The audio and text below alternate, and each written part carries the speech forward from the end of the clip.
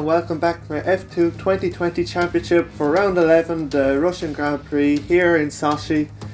Not one of my favourite tracks in the game, in F1 cars at least, but for some reason in F2 I don't seem to mind this track as much. But anyway, heading on to start our qualifying lap now. I'll let you enjoy the lap.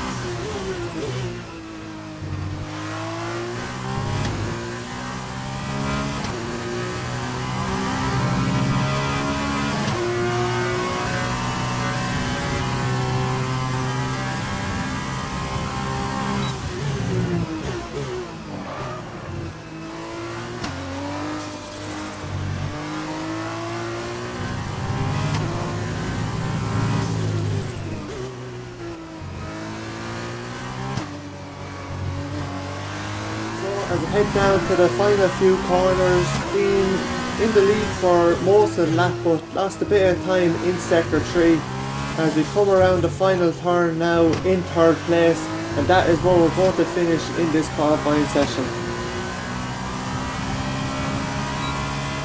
So Markelov takes pole position ahead of Matsushita with myself in third, and the three of us separate by just around half a tenth of a second, so a very close qualifying, with Jack Aiken in fourth ahead of Schwartzman, Deruvla, Alesi, Tsunoda, Schumacher, with Samaya rounding out the top 10.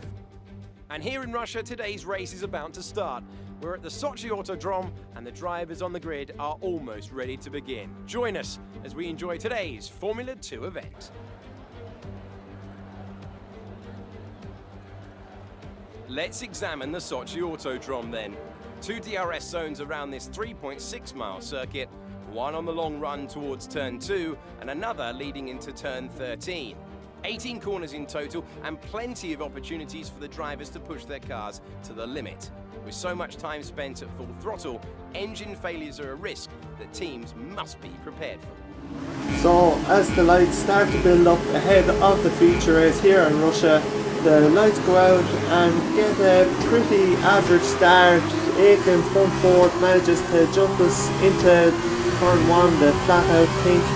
But ahead, Matsushita manages to get a very good start and is side by side with Markelov into turn 2.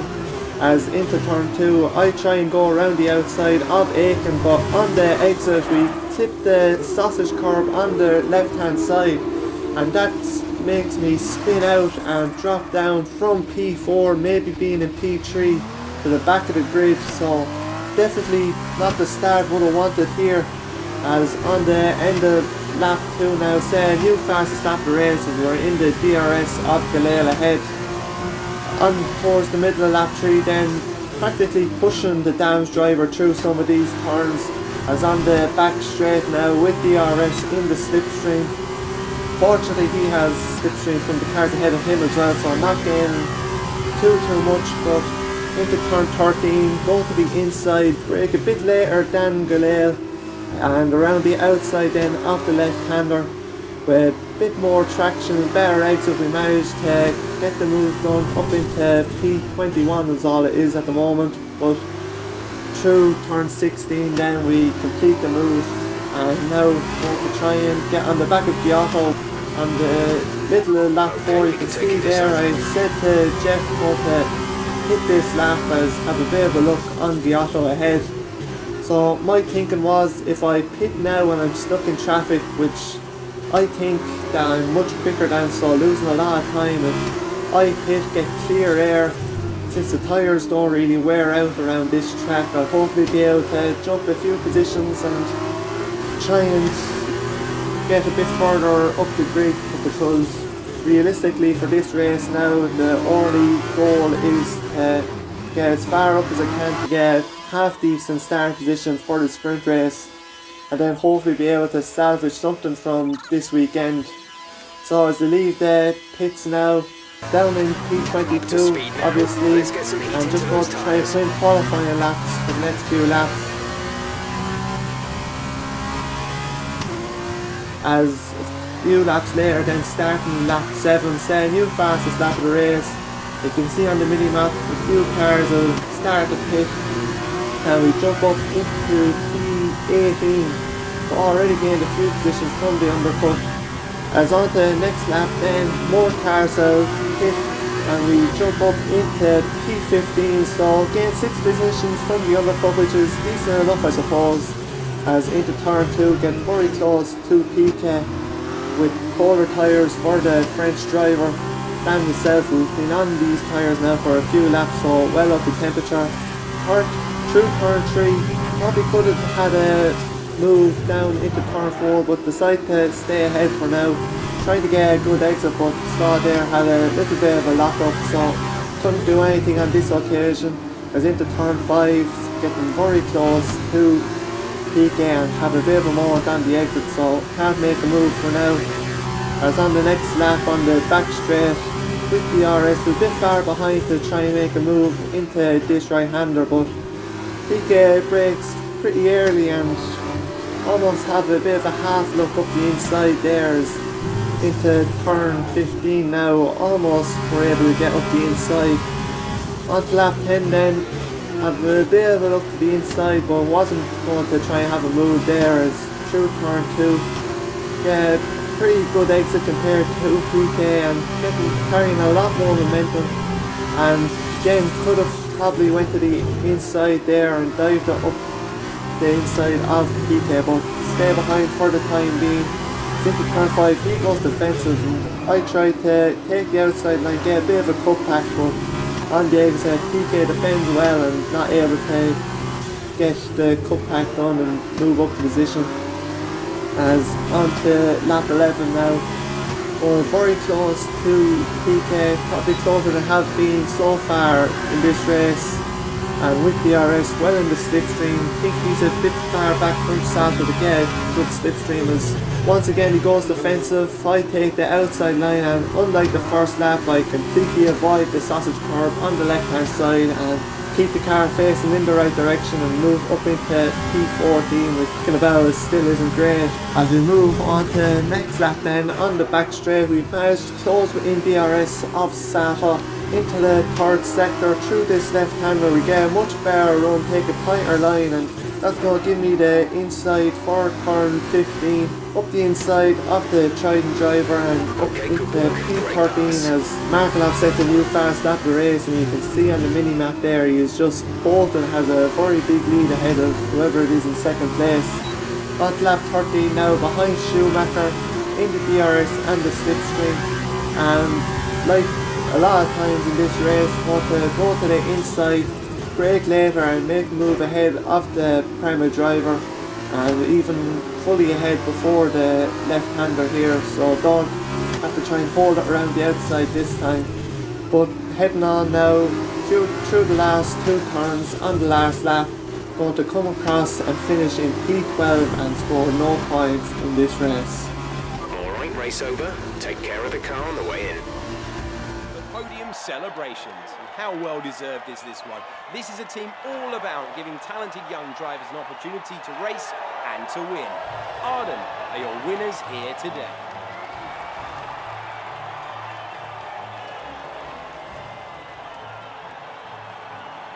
Markelov takes a pretty dominant win by F2 standards, ahead of Jack Aiken with Deruvla rounding out the podium, followed by Matsushita, Schwartzman, Sonoda, Drugovic, with Samaya somehow getting P8 and reverse grid pole, with Lazy and Tictum round out the top 10. So as we head into the sprint race from down in P12, the 5 red lights are on, and as they go out, Again, a pretty okay start actually, good launch, but then going up the gears, get a big snap as a 3 wide with I think it's Schumacher and Sato through turn 1. They contact with Sato, but I don't think he got any damage for her. As into turn 2, then dive down the inside, we're side by side with Picton, but fortunately can't get that move done.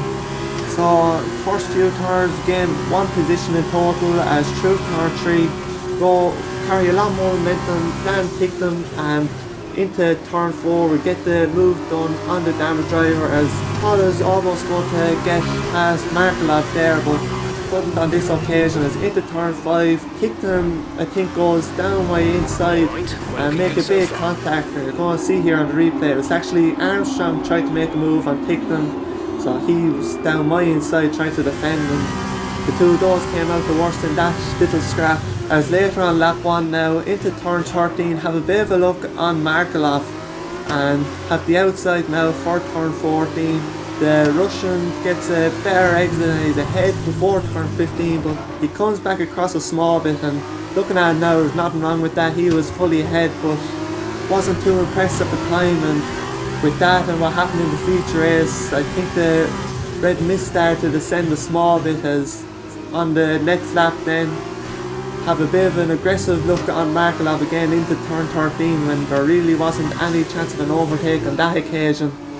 But on lap 3 now, a lap later, same straight with the RS well in the slipstream of the race lap driver ahead, and going to pull to the inside and dive down the inside, but unfortunately brake way too late, almost collect the Lacey, and that allows Markelov to get back through. So as I said, red mist was starting to descend a bit. I just thought really needed to calm down and be a bit more patient with the moves. But on lap 4 then, again into turn 13, don't try and make a move on this occasion, try and set up a run through the left-hander here, which managed to do, and up the hill into turn 15 we go down the inside of Markelov, kind of run a bit wide to make sure he can't hold it around the outside, but move up into P9, and now onto the end of lap 5. It's a new fastest lap of the race, as we're back in the DRS zone of the Lacey, through turn 1, and a bit far back I would have thought to try and make a move, and a bit of a look, mainly just trying to spot my braking point there, through turn 2. Yeah, pretty decent exit, but so does a Lacey. But through turn 3 now, going to carry a lot more speed, just about avoid the back of a Lacey's car, and into turn 4, have the inside and move up into the points positions of P8. But really want to try and improve a bit more to get something decent from this weekend, as on lap 7 saying new fastest lap of the race. Skipping ahead and down a few laps through turn 4, Ruvla locks up a small bit, so that puts me right on the back when he goes defensive into turn 5. I brake a bit earlier, try and get the cutback like I did at one stage in the feature race, but like then happens again here, the AI pretty much park it on the apex and can't get the run I wanted to get past. As on to the last lap now, still in DRS behind Ruvla, but into turn 2 he brakes very early, and I have to dive to the inside to try and avoid the Carlin and move up into P6, because I think somebody ahead of us hit a few laps ago. As you can see here, Markelov moves up into P8 ahead of his teammate Lacey, but luckily for me, Lacey gets back past, and luckily Markelov isn't going to score points in this race, as through the final turn then going to come across the line and get P6 in the sprint race with the fastest lap. That's the end of the race. We'll see you in Parc Ferme. Long way in this sport, and what a special race this was to see them earn the top spot.